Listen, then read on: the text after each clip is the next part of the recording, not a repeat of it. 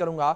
और अजय, मैं आपसे भी रिक्वेस्ट करूंगा कि आप बने रहें हमारे साथ। इस बीच एक बड़ी खबर सामने आ रही है, उसका रुख कर लेते हैं, जहां बलूचिस्तान को हाथ से छूटते देखकर पाकिस्तान बौखलाया नजर आ रहा है। बलूचिस्तान के कई इलाकों में बिजली सेवाएं काट दी गई हैं, कई जगहों पर इंटरनेट भी बंद कर दिया गया है और लोगों का संपर्क काटने के लिए इंटरनेट बंद किया गया है। बलूचिस्तान लिबरेशन आर्मी के डर से बड़े पैमाने पर पाकिस्तान के द्वारा कार्रवाई की जा रही है कि लोगों का संपर्क आपस में ना हो सके। मेरे सहयोगी अजय और दोनों मेहमान बने हुए हैं हमारे साथ। अजय, मैं आपका रुख करूंगा। जिस तरीके से एक बड़ी खबर निकलकर सामने आ रही है, पाकिस्तान जिस तरीके से लगातार ये देख रहा है कि बलूचिस्तान उसके हाथ से निकल रहा है, जिस तरीके से बीएलए ने अपनी लड़ाई को और भी ज्यादा धार दे दी है, ऐसे में यातनाएं अब बलूचियों पर की जा रही है, इसको लेकर मैं आपसे जवाब लूंगा। लेकिन उससे पहले मैं त्यागी जी का रुख कर लेता हूं। त्यागी जी, जिस तरीके से बलूचिस्तान पाकिस्तान के हाथ से सरकता निकलता जा रहा है, ऐसे में अब पाकिस्तान जो है वो अब इस तरीके की हरकतें कर रहा है, इंटरनेट सेवाओं को बंद किया जा रहा है, लोगों को परेशान किया जा रहा है वहां पर। देखिए, शाम को 5 बजे से लेके और सुबह के 5 बजे तक जी क्वेटा में पाकिस्तान की आर्मी सड़कों पर नहीं आ सकती। शाम को 5 बजे से लेकर सुबह के 5 बजे तक क्वेटा में पाकिस्तान की आर्मी सड़कों पर नहीं आ सकती। ये तो खौफ है जी बलूचिस्तान लिबरेशन आर्मी का। 80% इलाके में पाकिस्तान की आर्मी बलूचिस्तान में घुस नहीं सकती। कई ऐसे प्रांत हैं जिसकी शुरुआत तुर्बत प्रांत से हुई थी, जहां से पाकिस्तान की सेना को बाकायदा भगाया गया था। जी यानी कि बलूचिस्तान अब पाकिस्तान के हाथ से निकलता दिखाई दे रहा है। और बलूचिस्तान के लीडर ने तो यहाँ तक कहा है कि जैसे बांग्लादेश से आपको भगा दिया गया था, ऐसे ही बलूचिस्तान से भी आपको भगा दिया जाएगा। मीन्स अब पाकिस्तान वहां पे आखिरी सांसें गिन रहा है। और अभी तक ये तो जब है जब अभी तक हिंदुस्तान ने मॉरल सपोर्ट भी नहीं दिया है बलूचिस्तान को। बिल्कुल ठीक कहा त्यागी साहब आपने कि बिना भारत के मोरल सपोर्ट के ही पाकिस्तान बलूचिस्तान में आखिरी सांसें लेता नजर आ रहा है। निपुण जी, मैं आपका रुख करूंगा। जिस तरीके से अगर बात बीएलए को लेकर की जाए या बलूचिस्तान को लेकर की जाए, तो लगातार जो बलूचिस्तान की आज़ादी के नेता हैं वो ये तो कह चुके हैं कि बलूचिस्तान अब एक आज़ाद देश है, आज़ादी की घोषणा उन्होंने कर दी है। दूसरी ओर उन्होंने यूएन से भी मांग की है कि बलूचिस्तान को एक राष्ट्र का दर्जा दिया जाए। निपुण जी, आप किस तरीके से इस पूरे मामले को देखते हैं? क्या आपको लगता है कि बलूचिस्तान को अब राष्ट्र का दर्जा मिल जाएगा? क्या यूएन इसमें हस्तक्षेप करेगा? देखिए, अभी वर्ल्ड में 193 कंट्री हैं और हमें उम्मीद है कि पाकिस्तान की इस समय एकदम क्या है ना, एक बड़ी टिपिकल सिचुएशन है। और बहुत जल्द हम, जैसे 1971 में बधाई दी थी कि बधाई हो बांग्लादेश के रूप में एक बेटा हुआ है, ऐसी बधाई हम जल्दी ही पाकिस्तान को 194 नेशन के रूप में देंगे कि बधाई हो बलूचिस्तान हुआ है। और निश्चित रूप से देखिए, इस बार जो आंदोलन हो रहा है बलूचिस्तान के अंदर, वो केवल ये नहीं कि आपका जो 2005 में किसी एक नेता ने शुरू कर दिया था। इस बार आप देख रहे हैं आम जनता भी आंदोलनरत है। अगर बीएलए, बीएलएफ जैसे संगठन एक्टिव हैं, वो पाकिस्तान की सेना पर अटैक कर रहे हैं, तो आम जनता भी महरंग बलूच जैसे नेताओं के साथ, महिलाएं भी सड़कों पर हैं, वो लगातार आंदोलन कर रही हैं। तो ये एक तो मैसेज है क्लियरली पूरी दुनिया को कि हम पाकिस्तान के अत्याचार को बर्दाश्त करने के लिए तैयार नहीं है। अब बात रही यूएन की। अगर यूएन ये कहता है कि हम ह्यूमन राइट्स के रक्षक हैं, हम डेमोक्रेसी की बात करते हैं, तो जो यूएन में डेमोक्रेसी की बात करता है, तो जहां पर पूरी जनता आपकी किसी एक देश की सरकार के अगेंस्ट खड़ी हो गई हो, तो क्या यहाँ पर लोकतंत्र नहीं है? अब यूएन के अंदर मैं कहता हूँ भारत को बहुत बढ़ चढ़कर लोकतंत्र और मानवाधिकार की बात यहाँ पर उठानी चाहिए। और वो अमेरिका जो मानवाधिकार की बात करता है, ह्यूमन राइट्स की बात करता है दुनिया में सभी जगह जाकर, उसको यहाँ नहीं दिखाई दे रहा है कि मानवाधिकार का उल्लंघन कैसे हो रहा है, जनता की वॉइस ऑफ द पीपल नहीं दिखाई दे रहा है। तो मैं मानता हूँ कि ये या तो यूएनओ को इनको अधिकार देना चाहिए, मान्यता देनी चाहिए। अगर नहीं देती है तो यूएनओ का जो एक चेहरा है कि वो केवल वेस्ट। बिल्कुल निपुण जी, बिल्कुल ठीक कहा आपने। लेकिन अब बड़ा देखना दिलचस्प होगा किस तरीके से लड़ाई आगे बढ़ती है, किस तरीके से यूएन हस्तक्षेप करता है और बलूचिस्तान एक देश के रूप में अस्तित्व में आता है। मैं आप दोनों से रिक्वेस्ट करूंगा कि आप दोनों बने रहें मेरे साथ। एक बड़ी खबर है, उसका रुख कर लेते हैं, अपने दर्शकों तक ये खबर पहुंचा दें कि भारत से निपटने के बाद अब पाकिस्तान टूटेगा। तो भारत से पिटने के बाद पाकिस्तान टूटेगा। पाकिस्तान के 80% हिस्सा जो है वो बलूचिस्तान पर BLA का दबदबा है और बलूचों के डर से नहीं निकल रही है पाकिस्तानी सेना। राजधानी क्वेटा से बाहर नहीं निकल रही है पाकिस्तानी सेना। बलूचिस्तान के बड़े हिस्से पर अब पाकिस्तान का कंट्रोल नहीं है, ये बड़ी खबर है। बलूचिस्तान के बड़े हिस्से पर पाकिस्तान अपना कंट्रोल खो चुका है, पाकिस्तानी सेना अपना कंट्रोल खो चुकी है।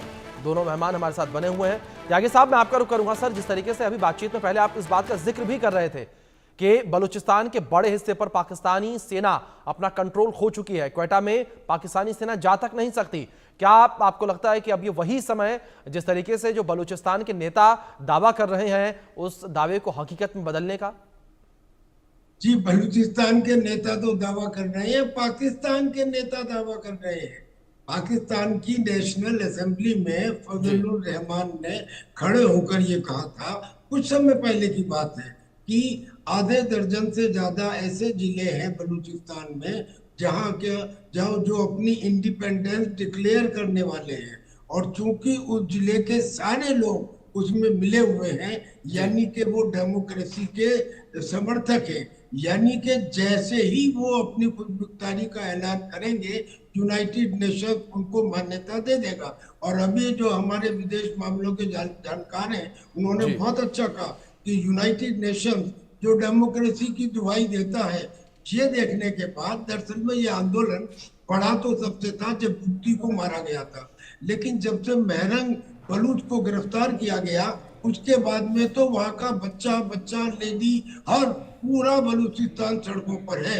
और इसीलिए 80% बलूचिस्तान के ऊपर पाकिस्तान की आर्मी का कोई कंट्रोल नहीं रहा है, क्वेटा तक सिमट कर रह गई है। और क्वेटा में भी जैसा मैंने बताया, शाम को 5 बजे से सुबह के 5 बजे तक कोई फौज का आदमी सड़क पर निकलता ही नहीं है।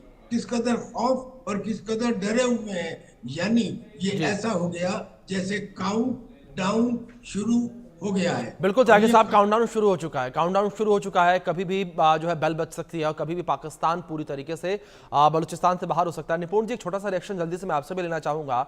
जिस तरीके से 80% हिस्सा बलूचिस्तान का जो कि पाकिस्तान के कंट्रोल से बाहर, इस 20% हिस्से को लेकर बात की जाए, आपको क्या लगता है कि कितने दिन अब पाकिस्तान के बाकी है बलूचिस्तान में? देखिए, दिन तो कहना बड़ा मुश्किल है, लेकिन देखिए क्या है कि जब तक कैपिटल पाकिस्तान के पास कंट्रोल में है, तब तक बलूचिस्तान अपनी आज़ादी का डिक्लेरेशन तो कर दिया है, लेकिन विधिवत रूप से स्थापित करना। और मुझे लगता है बलूच लड़ाकों की अब जो पूरी फोकस उनका है, वो है क्वेटा को कंट्रोल कर लेना। अगर क्वेटा पूरी कंट्रोल आ जाते हैं, जैसे त्यागी सर ने कहा कि रात में पूरा फौज वहाँ पर गायब, तो बात है दिन में गायब करना है। और वो कभी भी हो सकता है, मतलब सूचना ये भी हो सकती है कि आज ही आपको सूचना मिल जाए, क्योंकि इस प्रकार के जो ऑपरेशन होते हैं वो उनकी BLA, BLF, इन सारे संगठनों की एक रणनीति होगी, और रणनीति पता नहीं कब डिक्लेयर हो जाए कि क्वेटा पर पूरा कंट्रोल जो है आपका बलूचियों का हो चुका है। तो वो रात को भी हो सकता है, कल भी हो सकता है, महीने भर भी लग सकता है, कितना लग जाए। लेकिन ये बात जरूर है कि पाकिस्तान इस समय एक पीड़ा से गुजर रहा है, जिसको हम पर्सनल पीड़ा कह सकते हैं, और बच्चा कभी भी बलूचिस्तान के रूप में हो सकता है, यानी कि पाकिस्तान के पास टाइम नहीं है, कभी भी ये घटना हो सकती है। जी बिल्कुल बिल्कुल ठीक सर, आपने जिस तरीके से जिक्र किया, कभी भी ये घटना हो सकती है। आप दोनों से मैं रिक्वेस्ट करूंगा, आप दोनों बने रहे मेरे साथ। एक बड़ी खबर सामने आ रही है, जहां बलूचिस्तान के 2 शहरों पर बलूचिस्तान लिबरेशन आर्मी का कब्जा हो चुका है। अहमदवाल और होशाब शहर पर कब्जा किया गया है। हाईवे पाकिस्तानी सेना की चौकियों पर BLA काबिज है। कई रेलवे स्टेशनों पर भी बलूच लड़ाकों का दबदबा देखने को मिल रहा है। ये बड़ी खबर इस बीच निकलकर सामने आ रही है। बलूचिस्तान के 2 शहरों पर BLA ने कब्जा कर लिया है। त्यागी साहब, जिस तरीके से अभी हम बात भी कर रहे थे, 80% हिस्सा बलूचिस्तान का जो है वो अब पाकिस्तान की पकड़ से दूर है, पाकिस्तान की पहुंच से दूर है। ऐसे में खबर सामने आ रही है कि 2 शहर ऐसे जिस पर बलूचिस्तान लिबरेशन आर्मी जो है उनके लड़ाकों ने कब्जा कर लिया है। जी, अब जब बलूचिस्तान लिबरेशन आर्मी ने वहां के रेलवे के ऊपर कब्जा कर लिया, तो फिर क्या बचता है? और उन्होंने तुर्बत शहर से ये काम शुरू किया था, अब तो उन्होंने 80% एरिया के ऊपर कब्जा कर लिया। तो मैं नहीं समझता कि पाकिस्तान आर्मी अब कुछ रिएक्शन देने की कैपेसिटी में है। Now it is only A question of time. मैं इस समय ये कहना चाह रहा हूँ कि बलूचिस्तान के जो प्रतिनिधि हिंदुस्तान में मौजूद हैं, वो हमारे संपर्क में है, और उन्होंने हमसे ये कहा कि आपको क्या आवश्यकता है पाकिस्तान के एयर स्पेस मांगने की। पाकिस्तान का करीब करीब आधा हिस्सा तो बलूचिस्तान है, और बलूचिस्तान हमने लिबरेट किया है, लिबरेट करने वाले हैं।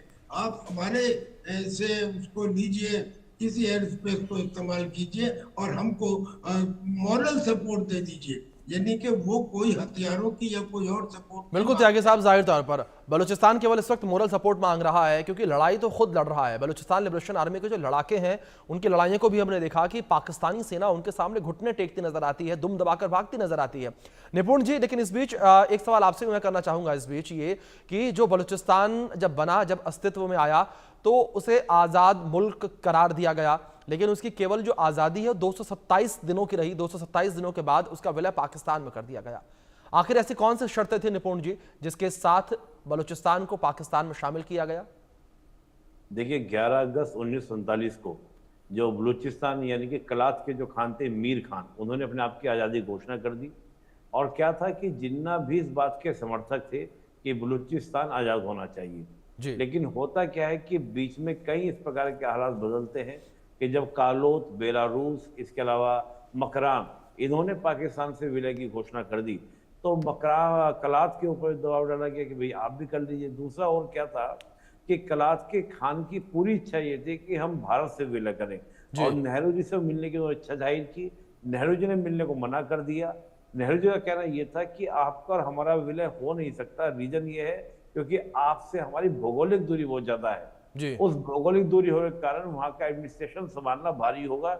जिस प्रकार पाकिस्तान को, पूर्वी पाकिस्तान यानी कि जो आज बांग्लादेश है, उसका एडमिनिस्ट्रेशन संभालने में दिक्कत पैदा हुई, और वही उसके बंटवारे का कारण भी बना, या उसके पार्ट्स होने का कारण भी बना। आखिरकार ये होता है कि जब ये पता चलता है जिन्ना को, कि जिन्ना को लगता है कि ये भारत से विलय भी कर सकते हैं, और हमारे जो फॉरेन सेक्रेटरी थे उन्होंने इस प्रकार की बात की भी थी कि हमारी बात हुई थी, लेकिन हमने डिनाइन कर दिया कि हम नहीं मिला रहे हैं। उसके बाद जिन्ना ने क्या किया, कलात के खान को सेना चारों तरफ घेरी, और घेर कर ऑन द गन पॉइंट कलात के खान को सरेंडर कराया, और सरेंडर कराया साइन कराए।